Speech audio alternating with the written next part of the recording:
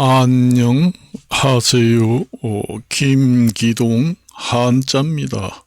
오늘은 2025년 1월 21일입니다. 바퀴는 미세먼지가 아주 심합니다. 봄철이면은 원래 그 미세먼지가 심해요. 저번 시간에도 얘기했지만은 충돌법, 그게 이제 충돌법도 종류가 여러 가지 있잖아요. 이해충돌법도 있고, 그 다음에 견제 충돌법이 해당하지요.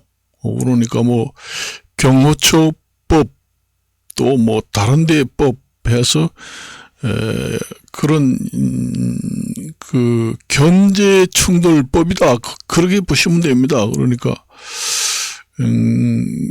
경호처의 법도 충돌법의 기능이라는 게 견제, 그러니까 법과 법 간에 또는 기관과 기관 간에 서로 견제 기능, 그러니까 권력의 독점 내지는 편중되지 않는 것을 막는다 하는 것이 기본 기능의 취지입니다. 그런 것도 필요한 때가 있거든요. 그럴 때 충돌법을 사용하게 되지요. 그렇습니다. 그러니까 우열을 가리기 힘들다. 그러니까 우열을, 우선순위를 가리기 힘들게 만든 법이 충돌법입니다. 그러니까 서로 견제 기능이 있다는 얘기죠. 독점, 그 다음에 편중된 법이 아니다. 우리나라 법이 여러 가지 법이 있지만은 법 하나가 모든 것을 다 지배를 하고 우선한다. 그렇게 되면은 그 법이 모든 법을 독점하게 되고 편중하게 됩니다. 편중하게 돼가지고 법의 기본 취지가 법의 기본 취지가 어긋난다. 그렇게 봅니다. 내가 여당 야당을 편들기를 해서 얘기하는 게 아니라 내가 보니까 대통령을 수사를 하는데 강제 구인을 해서 수사를 한다. 현장 출장을 해서 서면 조사를 한다. 이런 얘기를 하더라고요. 제가 볼 때는 강제 구인은 말 그대로 강변 일본도의 조사 방법이잖아요. 그러니까 보통 일반 사람들도 조사에 응하지 않으니까 강제 구인 해서 강제 인치해 가지고 조사를 한다. 그러면은 보통 사람들도 일반 범죄인들도 좀 신경질이 납니다. 출장해 가지고 서면 조사를 한다. 그래서 구인 인치 조사를 해서 대답을 하지 않으니까 그 다음에 서면 조사로 들어간다. 이렇게 하기보다는 수사 기법의 사람 있잖아요. 유도신문이라는 것도 있잖아요. 하도 범죄인이 말을 안 하고 할 때는 커피 한 잔, 담배도 한 대 불을 붙여주고 심리를 유도해가지고 그렇게 안정권을 확보해서 물어보기도 하고 수사를 하는 기법이 그런 것도 있잖아요. 그런데 서면 출정을 해가지고 서면 조사를 하는 것이 유도신문에 해당됩니다. 그러니까 범죄인의 기분도 별로 상하게 하지 않고 그 유도신문 차원에서 그 의미가 있다는 얘기죠. 그것도 유도신문 차원에서 들어갑니다. 그렇잖아요. 서면, 깜빵에 이제 현장 출장을 해가지고 서면 출전하러 나왔습니다 해서, 신문을 합시다. 이렇게 하면은 그 상대방이, 그래도 그 좀 기분이 괜찮죠. 그렇지만은, 수사를 응하지 않고, 통보를 했는데도 나오지 않는다. 강제 구인을 해가지고 어느 장소에 가서 끌고 가가지고 조사를 하겠다. 그것보다는, 그 수사권에 응하려고 해도 기분 나빠가지고 묵비권을 행사할 것 같아요. 그 수사관들이, 그 수십 년 베테랑 수사관들이 그걸 알면서도, 왜 그러는지 모르겠습니다. 그 구인 인치 신문을 먼저 하고 나중에 안 되면은, 깜빵 현장 출자를 해서 서면 조사를 하겠다.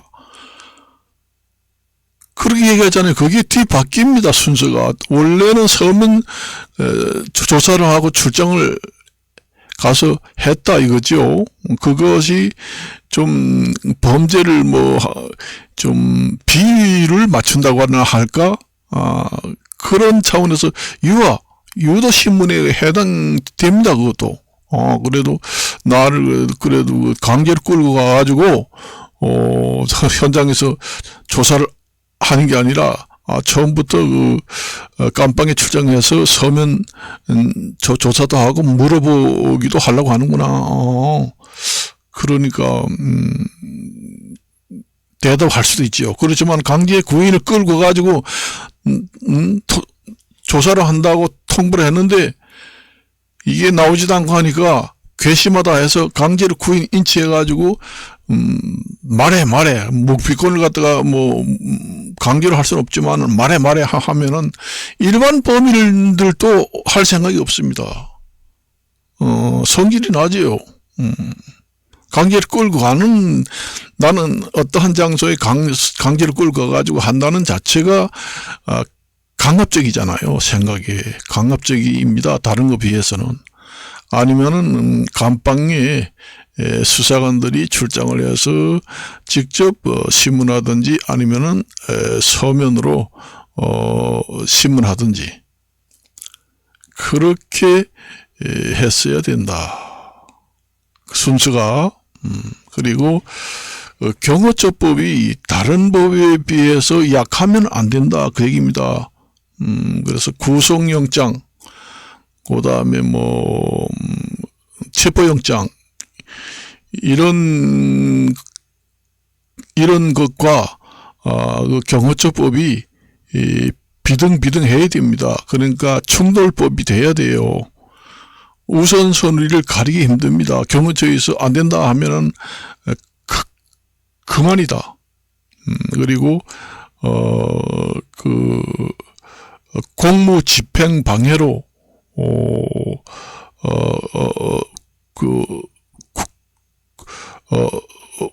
구속 심사를 하겠다. 그렇게 할 수도 없지요. 만일에 그게 충돌법이 제대로 돼 있으면은, 그렇습니다. 안가라든가 경호처, 그런 데는, 국가의 가장 안보 차원에서도 그 충돌법이 필요하다. 충돌법이라는 거는, 우리가 삼권 분립에서 얘기하는, 법의, 견제, 균형, 법 권력의 균형을 도모하자는 데 기본 취지가 있습니다. 법도 여러 가지 종류가 있는데, 우선하는 법들이 많잖아요. 어떠한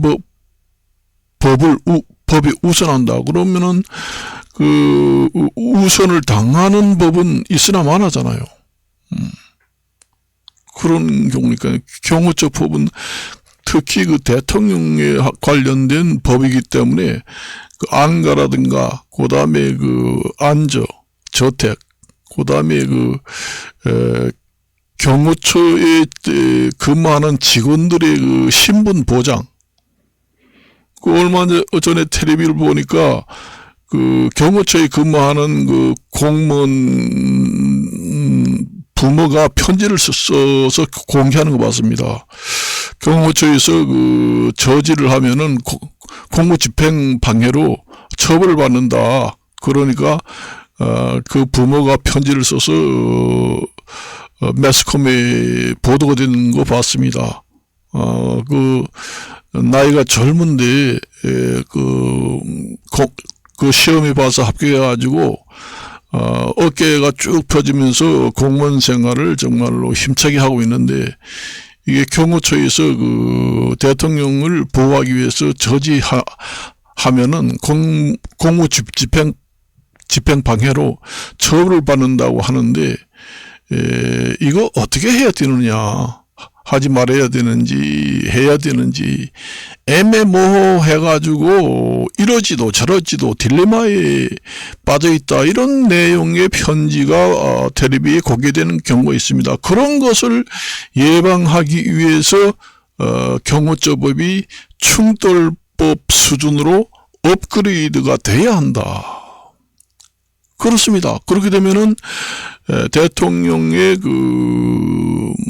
지시 아니면은 경호처법에 가 강화돼 가지고 업그레이드 해 가지고 체포영장, 구속영장이 들어와도 저지를 해도 거기에 저지하는 소속된 경비원, 공무원들은 어떠한 처벌도 해당이 되지 않는다. 해당이 된다면은 지시자, 윗선에 있는 지시자에 대해서 어떠한 제재가 가능할 뿐, 거기에 지시를 받고 그 밑에서 경호 업무를 매뉴얼에 의해서 하는 것은 신분에 아무 지장이 없다. 이렇게 좀 경호처법이 업그레이드해 가지고 다른 법, 체포영장 법이나 구속영장 법에 버금가는 동등한 입장에 그 우열을 가리기 어려운 그런 업그레이드된 경호처법의 충돌법이 필요하다. 그런 얘기를 했습니다. 충돌법이라는 것은 이해충돌법, 모원충돌법 이런 게 많지만은, 말하자면은 여러 가지 법의 견제 기능을 갖춘 것이 충돌법이다, 그런 얘기입니다. 충돌법이라는 게 모든 전 세계의 국가에서 일부분을 차지하고 있는 중요한 법 중에 법 체계 중에 하나다, 그렇게 보시면 되겠습니다. 그래요. 그래서 경호처법을 자의적으로 해석할 때 체포영장이나 구속영장이 들어와도 경호처에서 근무하는 직원들이 저지하고 방해를 해도 전혀 신분에는 영향이 끼치지 않는다. 이렇게 업그레이드 돼 있어야 됩니다. 그게 이제 견제 기능이지요. 어느 법이 들어와도 비등하다. 그러니까 경호처법의 업그레이드가 그렇게 돼서 거기에 근무하는 그 직원이나 근무자들은 신원상 불이익을 받지 않도록 업그레이드 돼야 한다. 그 업그레이드 된다는 것은 충돌법의 업그레이드가 돼야 한다, 그 얘기입니다. 그래서 안전하든가 경호처, 그 다음에 대통령이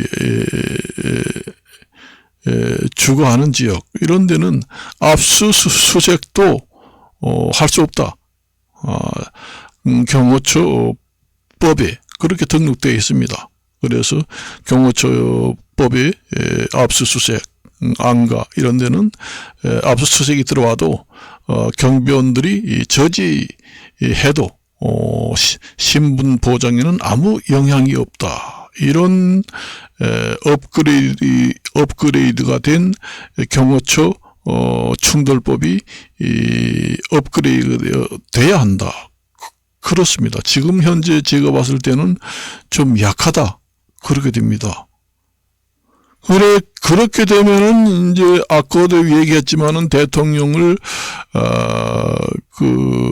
조사를 하긴 해야 되는데 경호처법이 압수수색도 못 하겠고 체포 구속영장도 실행을 못 하겠고 법이 비등비등해서 대통령을 강제로 끌어낼 수도 없고 그러니까 서면조사 그러니까 수사기관에서 서면조사 방식으로 출입을 허가받고 대통령실에 들어가서 직접 면담 내지는 서면 조사를 할 수 있는 그런 한격 그러니까 강압적이 아니면서 유화적인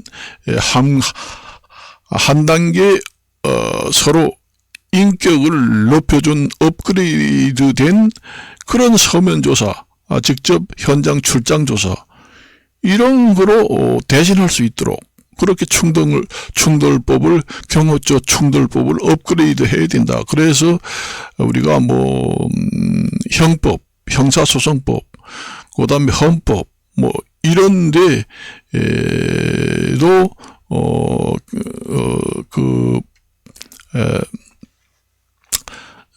자의적 해석을 해서는 우열을 가리기 힘들다. 비슷비슷하다.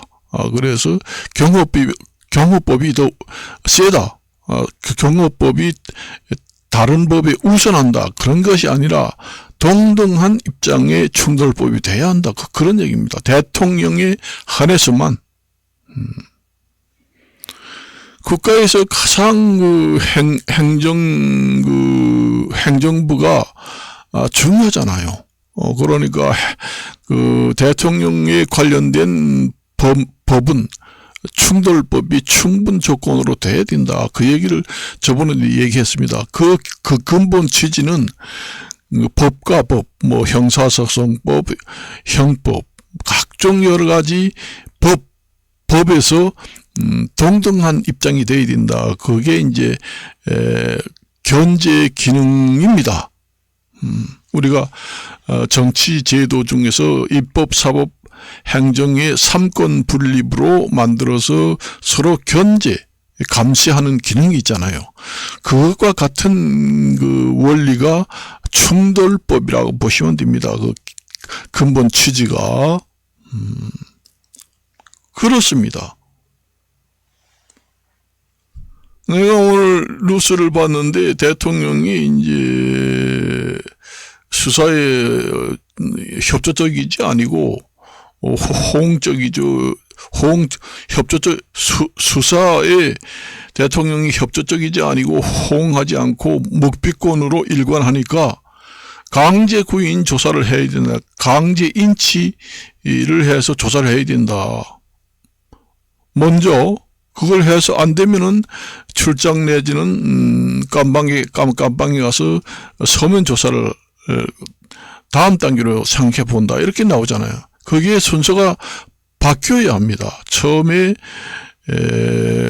그 구인을 하기 전에 구인이라는 거는 강압적이잖아요. 강제적이잖아요. 그 강제적을 동원한다는 것은 누구나 국민들이 좋지 않게 생각합니다. 나무 싫다는 그 강제를 끌고 와가지고 조사실에서 조사한다? 대답을 하려고 마음 먹었던 것도 쑥 들어갑니다.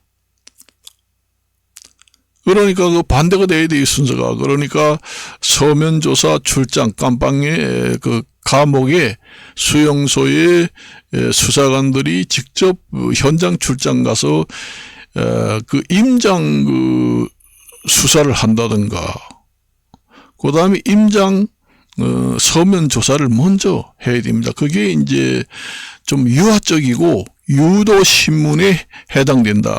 그 신문의 기법 중에서 그러니까 우선 임장 그러니까 그 수용소 교도소에 직접 가는 것을 임장 수사 활동이라고 합니다. 임장 수사 활동 차원에서 직접 그 수용소에 가서 직접 신문을 하든지 아니면은 서면을 보내서 조사를 하든지 그게 이제 조사받는 피의자 입장에서는 상당히 그 호의적이고 어느 정도 인격을 존중하는 의미가 됩니다. 느낌이 그래요. 그걸 먼저 하지 않고 강제 구인을 해가지고 조사를 했는데 안 되면은 그 다음에 서면 조사를 하겠다. 그게 이제 그 신문 기법에서 뒤바뀐 순서다. 저는 그렇게 생각을 합니다. 그렇게 생각을 해요. 그래서 내가 경호처법이라든가 뭐 다른 법 이런 걸 보면서 느낀 점을 얘기하는 겁니다. 대통령을 두둔하고 여야를 갈라치기 해서 얘기하는 것이 아니라 중립 입장에서 얘기를 하면 그렇다는 얘기죠. 그래서 경호처법이 다른 법에 비해서 열등이다.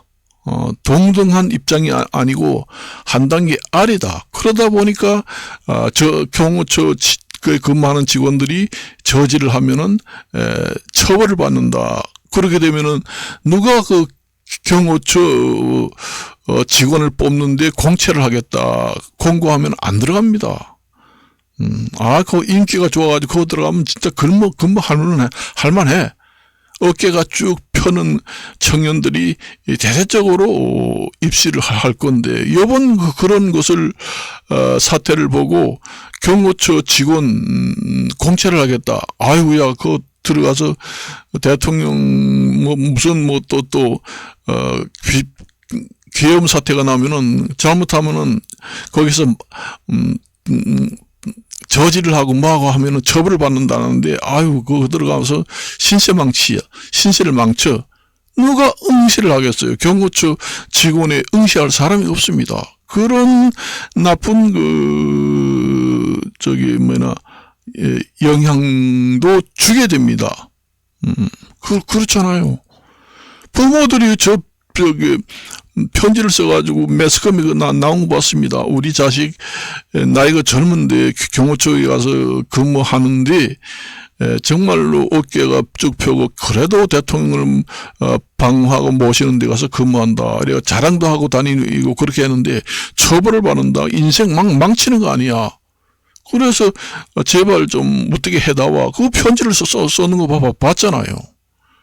그런 걸 예방하기 위해서, 또 대통령을 무조건 방어하기 위해서 법부에 법이 있으면 안 된다. 그런 얘기가 아니라 동등한 입장, 그렇다는 얘기죠.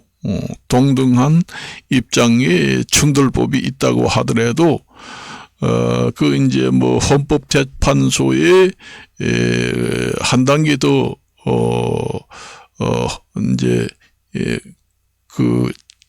체포를 하겠다는 헌법재판소에 요즘에는 구속영장을 법원에서 발행하면은 막바로 집행할 수가 있잖아요. 그렇지만은 대통령 같은 경우에는 체포영장이 발급되면은 헌법재판소의 인증을 받은 후에 대통령 같은 경우에는 체포영장을 시행할 수 있다. 이렇게 이제 보강을 할 수도 있지요. 충돌법이 있는 경우에.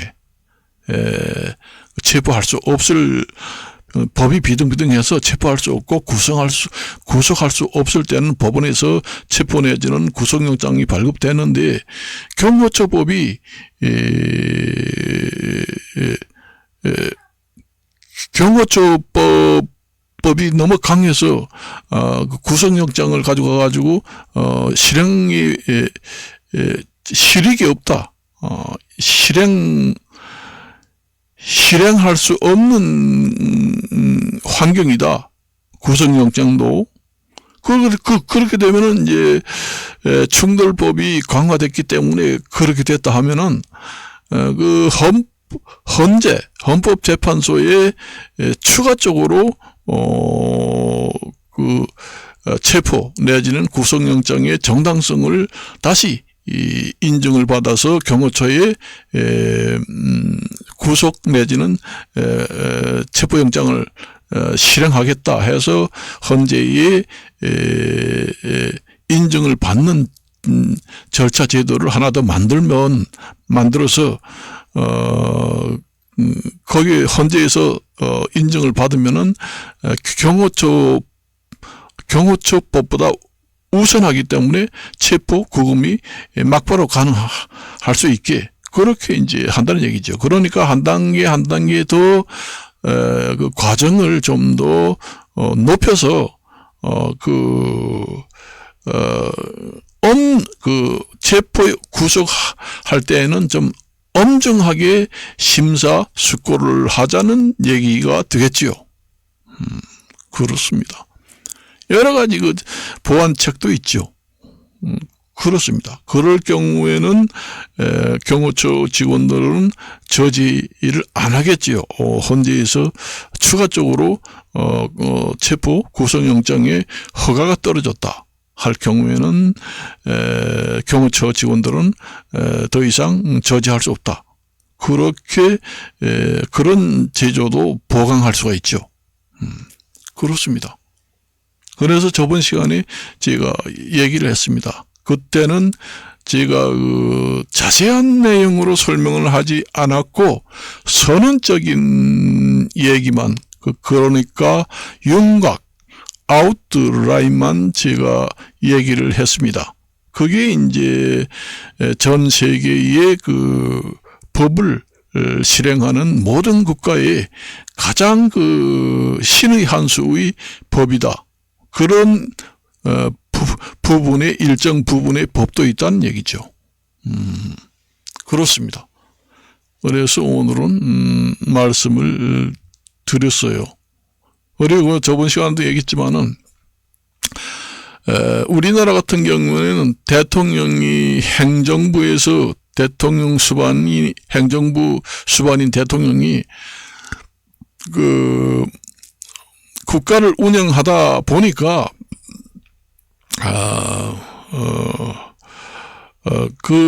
여러 가지 정책을 수행할 수 있는 법 테두리 내에서 범주 내에서 할 수 있는 방법을 모두 동원해서 해봤는데 해결이 불가능하다 했을 때 그보다 강력한 통치 행위를 할 수 있는 것이 비상계엄령이거든요.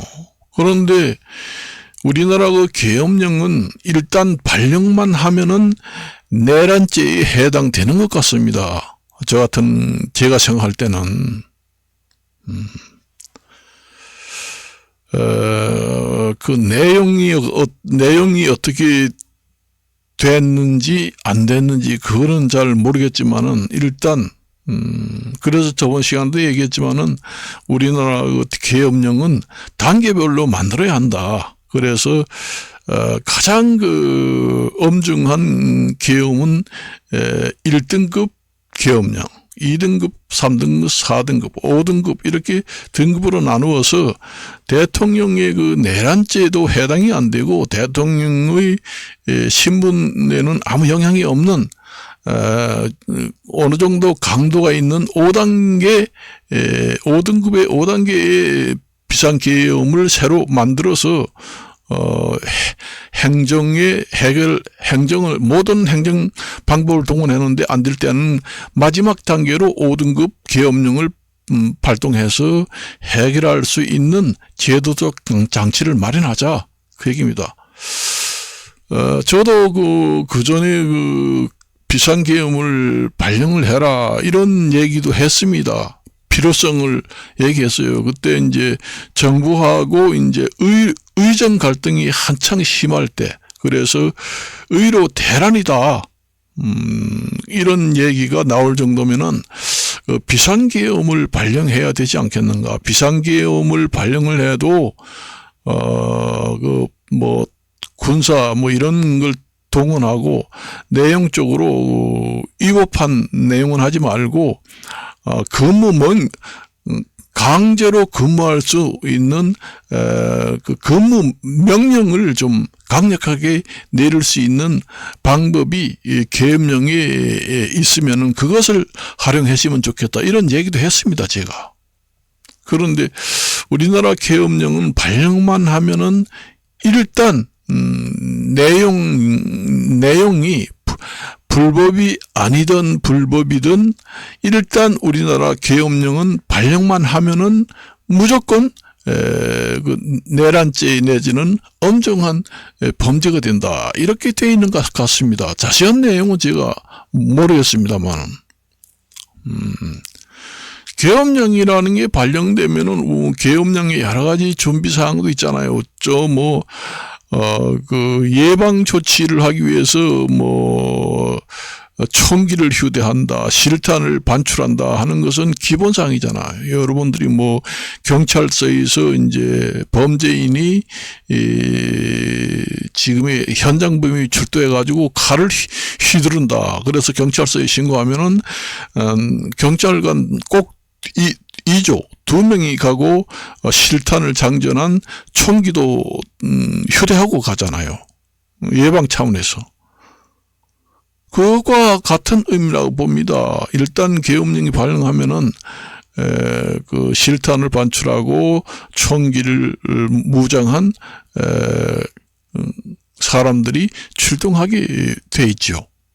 그래서 의료 대란이 심하게 일어난다 이런 얘기가 한때는 나왔잖아요. 그래서 뺑뺑이 돌면서 사람이 많이 죽으니까 나는 비상계엄을 좀 발령을 해가지고 의료 대란을 좀 막아줬으면 하지 않겠는가 해서 얘기를 한 적이 있습니다. 그런데 요즘에 보니까 우리나라 계엄은 너무 엄중해서 함부로 계엄령을 발령할 수 없는 정도의 중대한 내용이 있는 것 같습니다. 그래서 계엄령만 발령하면은 무조건 군대를 출동했던 무기를 반출했던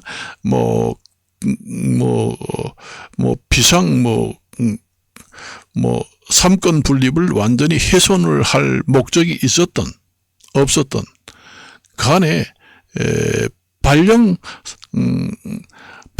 그 사항만으로도 중죄인이다 이렇게 되어 있는 것 같습니다.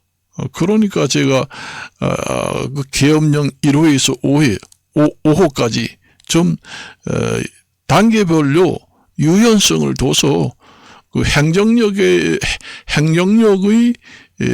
그 동기부여를 좀 해야 되지 않겠는가. 요즘에 이 행정이라는 게 너무 그 시대적으로 해결하지 못할 부분도 많이 생깁니다. 그런데 그 100년 가까운 몇십 년 가까운 비상계엄령 하나만 딱 가지고 지금 현실에 적용할 수 없는 말하자면 있으나 마나 한 계엄령이다. 완전히 사장된 계엄령이다. 그렇게 봅니다. 특히 부정선거라든가 이런 것이 있다고 그러면은 그 부정선거를 좀 세밀히 파헤치고 하려면은 선거 관련 비상계엄 이런 것이 하나 만들어진다든가 이렇게 해서 해결 능력을 그 행정부의 해결 능력을 좀 문제 해결 능력을 강화시킬 필요가 있기 때문에 계엄령도 여러 단계를 만들어야 한다. 그렇잖아요. 여러 가지 그 대통령 수반이 여러 가지 범죄에 있는